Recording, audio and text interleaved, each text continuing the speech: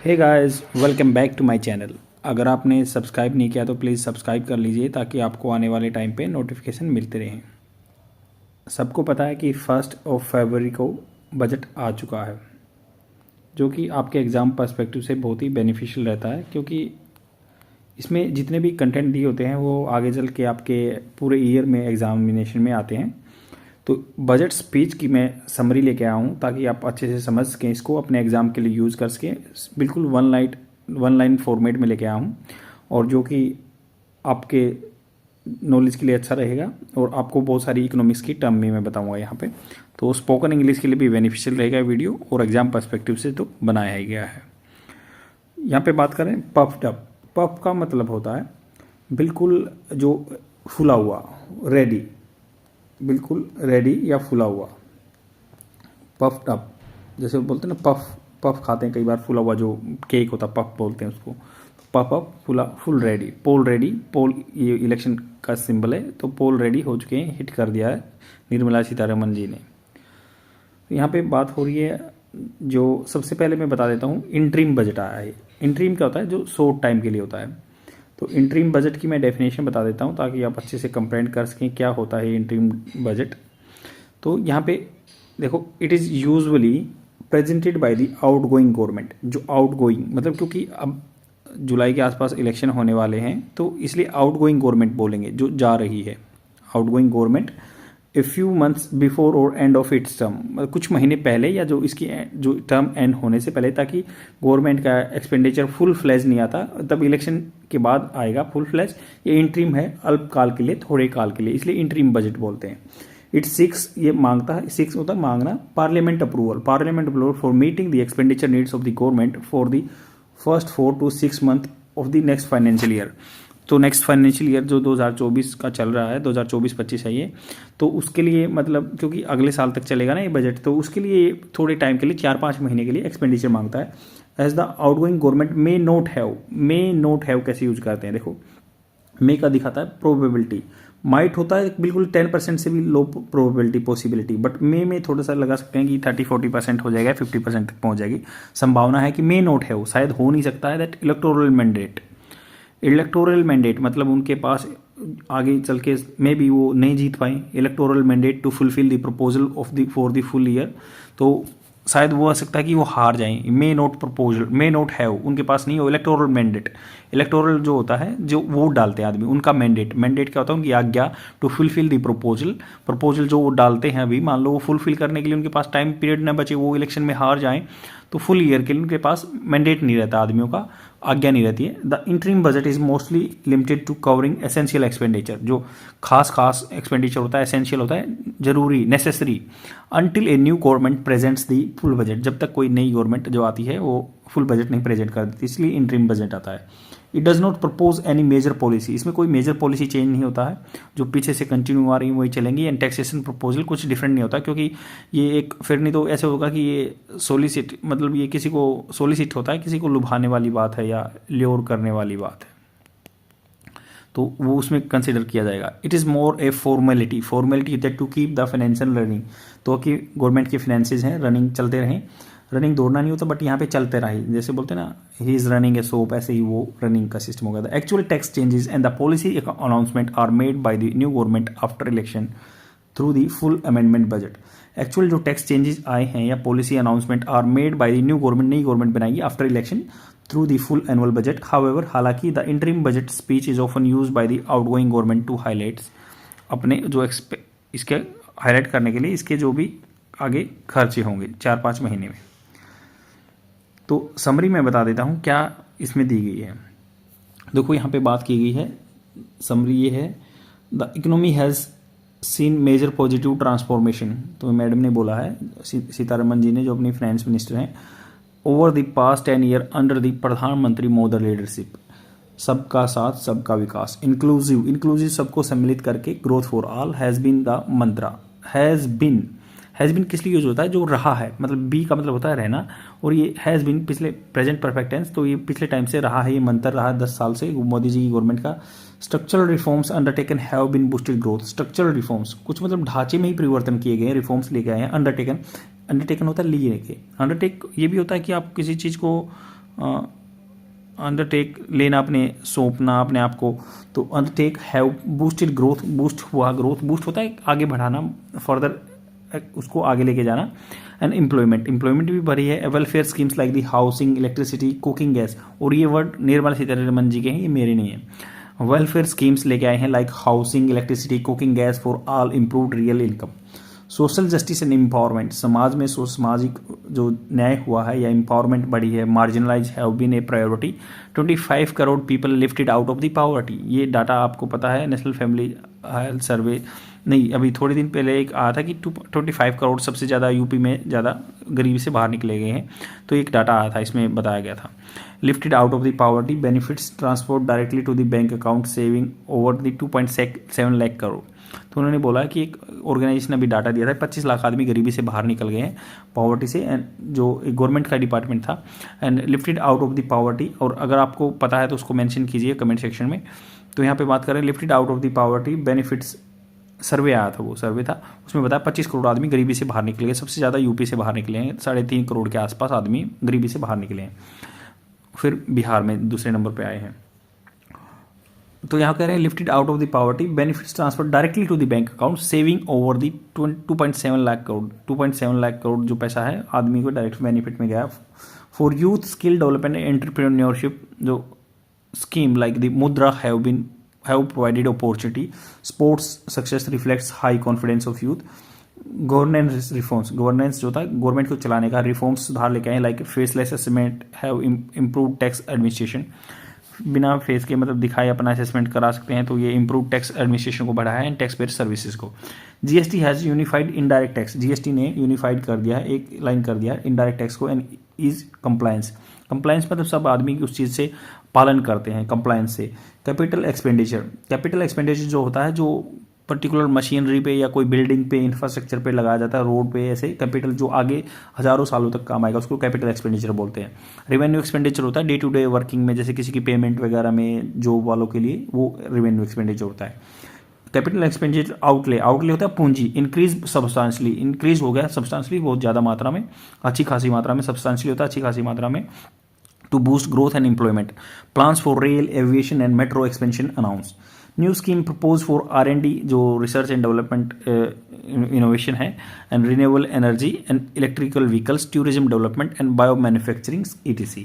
Physical deficit for 2023 के लिए revise हो गया है 5.8% ऑफ GDP। फिजिकल डेफिसिट क्या होता है? गवर्नमेंट का जितना भी टोटल एक्सपेंडिचर रहता है, टोटल एक्सपेंडिचर माइनस में एक्सपेंडिचर, ये टोटल एक्सपेंडिचर माइनस में रहता है, और टोटल इनकम के माइनस से एक्सपेंडिचर हो जाए तो फिजिकल डेफिसिट आ जाएगा। FD फिजिकल डेफिसिट बोलते हैं उसको। फिजिकल डेफिसिट मतलब आप इतना घाटा सह सकते हैं। ये गवर्नमेंट के लिए FRBM act, physical responsibility and budget management act भी है, तो इसलिए बोला गया है कि 5.8% रह सकता, बढ़ा सकते हैं, मतलब लोन ले सकते हैं, एंड बजटेड 6.4, पहले 6.4 था, अभी फिजिकल डेफिसिट गवर्नमेंट जितने घाटे में चल रही है 5.8% पे आ गया है। 2024-25 के लिए फिजिकल डेफिसिट पैक्ड मतलब होता है, वैसे तो पैक्ड होता है लगाना, खूंटी टाइप में कोई लगाते हैं, बट यहाँ पे एक पैक्ड है, वहाँ पे लगा दिया गया है, एस्टैब्लिश कर दिया गया है deficit pegged at the 5.1%, sticking to the consolidation path. Consolidation होता है एकत्रित करना, मतलब अपने आप को एस्टैब्लिश करने के पाथ पे चल गया है, अभी 5.1% पे आ गया है 2024-25 के लिए। अभी मतलब पहले पिछले साल ये कह रहे थे कि 6.4% का घाटा चल रहा था गवर्नमेंट को, अभी फिजिकल डेफिसिट 5.8% पे आ गया, आगे 2024-25 में 5.1% पे पहुंच जाएंगे। स्पेकुलेशन होते हैं, अनुमान होते हैं, बट रियलिटी बाद में आती है। Tax changes limited to the extension of some expiring benefits, tax में जो चेंजेस आए हैं लिमिटेड है, उसमें एक्सटेंशन ऑफ सम एक्सपायरिंग जो बेनिफिट्स हैं, टैक्स में चेंजेस हुए हैं, extension to some expiring benefit, जो बेनिफिट एक्सपायर हो रहे थे। Tax demand clean up announce, जो टैक्स डिमांड है वो अनाउंस हो गई है। Withdrawal of the small outstanding demands of 25,000 in financial year 2009 and लगभग 10,000 रुपये जो टिल फाइनेंशियल ईयर 2015। तो tax change limited to extension of the some expiring benefit, जो बेनिफिट एक्सपायर हो रहे थे उसको दिया थोड़ा सा। टैक्स डिमांड क्लीन अप, तो टैक्स डिमांड भी जो है वो क्लीन अप हो गए हैं, बिल्कुल क्लियर हो गए हैं, announce. Withdrawal of the small outstanding demand 225,000 till 2009 थी। विड्रॉल डिमांड थी, मतलब यहाँ से पैसे निकाल के लेके चले गए थे जो फॉरेन इन्वेस्टर थे। एंड फाइनेंशियल 2009 में अब ये 10,000 पर पहुँच गई 2015 तक। The economy has been firmly put on a high growth path. Economy अभी ग्रोथ पे चल रही है compare to the crisis of 2014 with reforms. 2014 की बात कर रहे हैं जब यूपीए गवर्नमेंट थी, एनडीए गवर्नमेंट थी, नेशनल डेमोक्रेटिक अलायंस बोलते हैं उनको, और यूपीए बीजेपी वाली होती है। Welfare delivery and good governance and the exemplary track record has been earn people trust to realise the vision of the development India. तो ये एग्जाम्पलरी ट्रैक मतलब रास्ते पे चले हैं, रिकॉर्ड चला, ट्रैक रिकॉर्ड चला है, एंड हैज़ अर्न पीपल आदमियों का ट्रस्ट लिया है रियलाइज करने में vision of the development India. ये निर्मला सीतारमन जी के ये वर्डिंग्स है। तो अब इसमें डाटा क्या दिया है, क्या क्या बजट में दिया है वो मैं आपको बताता हूँ। Interim budget presented by the Nirmala Sitharaman तो 1 फरवरी को 2024 में focus on inclusive development, social justice and welfare of the farmer. तो उन्होंने कहा कि सबको सम्मिलित लेकर डेवलपमेंट पे चलेंगे, सोशल जस्टिस पे, समाज में न्याय होगा, और वेलफेयर ऑफ फार्मर होगा, किसान होगा। एम्पावरिंग यूथ को एम्पावर करेंगे, मतलब उनको स्ट्रेंथ देंगे, एनेबल करेंगे ताकि वो आगे कैपेसिटी बिल्डिंग कर सके अपनी हेल्थ रिगार्ड में और एजुकेशन में। Woman GDP growth from 2023-24 revise to 5.8 from 6.8% budget earlier. तो जो अभी कह रहे हैं कि ग्रोथ पहले मतलब वही 6.8% थी अर्लियर, अभी 5.8% पहुँच गए। फिजिकल डेफिसिट फॉर 2024 ये 5.8% हो गया ऑफ जीडीपी फ्रॉम 6.4 से। तो देखो यहाँ पे ये डाटा है, आपके काम आ सकता है कि मुझे पहले जीडीपी ग्रोथ बोली गई थी 6.8%, अभी वो हो गई है 5.8%। जो 5.8% 2023-24 के लिए थी, अभी वो 6.8 हो गई है। अभी मतलब जीडीपी ग्रोथ बढ़ेगी 24-25 में, 6.8 हो गई है। अभी फिजिकल डेफिसिट जो घाटे की मैंने बात की थी वो 6.4 था पहले, अभी 5.8 हो गया, मतलब इम्प्रूव हुए हैं ये। और 2000 आगे जाके 24-25 के लिए 5.1% बताया गया है। Total expenditure for the 2024 is revise to the, अगर मतलब पूरा खर्चा 2024-24 में revise to the 44.9 lakh crore from 39.4 lakh crore from budget earlier. पहले अगर टोटल एक्सपेंडिचर पूरा गवर्नमेंट का खर्चा हुआ 44.9 लाख करोड़, जो पहले 39.4 लाख करोड़ बजट में था पहले साल। फॉर 2024-25 के लिए total expenditure is budgeted at the 47 lakh crore. मतलब अब टोटल खर्चा गवर्नमेंट के पास कितना खर्चा करने के लिए होंगे पैसे, 47.7 लाख करोड़ 24-25 के लिए। कैपिटल एक्सपेंडिचर, जो कैपिटल एक्सपेंडिचर मैंने बताया कि आपकी रोड बिल्डिंग इंस्टॉलेशन वगैरह पे खर्च होगा, वो 11.1% ऑफ 11.11 लाख करोड़ फॉर 2024-25। मतलब जो 24-25 का जो खर्चा है 11.11 लाख करोड़, उसका 11.1% बढ़ गया है। मतलब ये गवर्नमेंट के पास टोटल खर्चा करने के लिए अभी 44 लाख करोड़ थे, या मतलब ये आगे जाने वाले समय में 47.7 लाख करोड़ हो जाएंगे। उसमें से 11.11 लाख जो था कि कैपिटल एक्सपेंडिचर पर था, वो इंक्रीज हो गया है 11.1% टू ये पहुंच गया है 11.11 लाख करोड़ के पैसा अब गवर्नमेंट ऐसे रोड बिल्डिंग पे या इंफ्रास्ट्रक्चर की बिल्डिंग में या कुछ ऐसे कामों में लगाएगी जो लंबे टाइम तक काम आएंगे। Income tax slabs remain unchanged, जो इनकम टैक्स है वो सेम रहेगा, उसमें कोई चेंज हुआ है। टैक्स एग्जम्पशन, टैक्स से जो एग्जम्पशन था छूट फॉर स्टार्टअप्स, जो नई नई स्टार्टअप करेंगे, इंटरप्रेन्योरशिप लेके आएंगे, फैक्ट्री मैन्युफैक्चरिंग एस्टैब्लिशमेंट लाएंगे, extended by 1 year till March 2025। जो टैक्स एग्जम्पशन दिए हुए थे वो 2025 तक, मार्च 2025 तक एक्सटेंड कर दिए 1 साल के लिए। प्रधानमंत्री आवास योजना, जो rural budget increase to the achieve 2 crore more houses in the next 5 years. मतलब क्या है, प्रधानमंत्री आवास योजना में रूरल जो के लिए थी पीएम आवास योजना, उसमें मतलब इन्फ्यूज कर दिया रुपया 2 करोड़ और घर बनाएंगे अगले 5 साल में, बजट ज़्यादा डाल दिया उसमें। Free solar power scheme announce for the 1 crore house hold. जो आपको पता है प्रधानमंत्री कुसुम योजना भी चली हुई थी, कृषि उत्थान महाअभियान जैसे करके थी, जिसमें सोलर पंप लगाए जाते थे। और सोलर पावर अभी घरों की छतों पे भी लगाए जा रहे हैं। तो उन्होंने कहा कि भाई सोलर पावर स्कीम जो फ्री है उसमें 1 करोड़ हाउस होल्ड्स को, 1 करोड़ घरों को और सम्मिलित किया जाएगा to get 300 units electricity per month. तो 300 यूनिट इलेक्ट्रिसिटी पर मंथ मिलेगी उनको, इतना इस्टेब्लिश कर देंगे। लगभग 1 लाख करोड़ इंटरेस्ट फ्री। और आपको मैं बताना चाहूँगा कि तमिलनाडु में 100 यूनिट्स फ्री मिलती हैं, और अभी तेलंगाना या हैदराबाद एरिया में भी 200 यूनिट्स पर मंथ फ्री मिलती हैं। ये कह रहे हैं हम इतना कैपेबल बना देंगे कि 300 यूनिट्स इलेक्ट्रिसिटी पर मंथ मिलेंगी 1 करोड़ घरों को।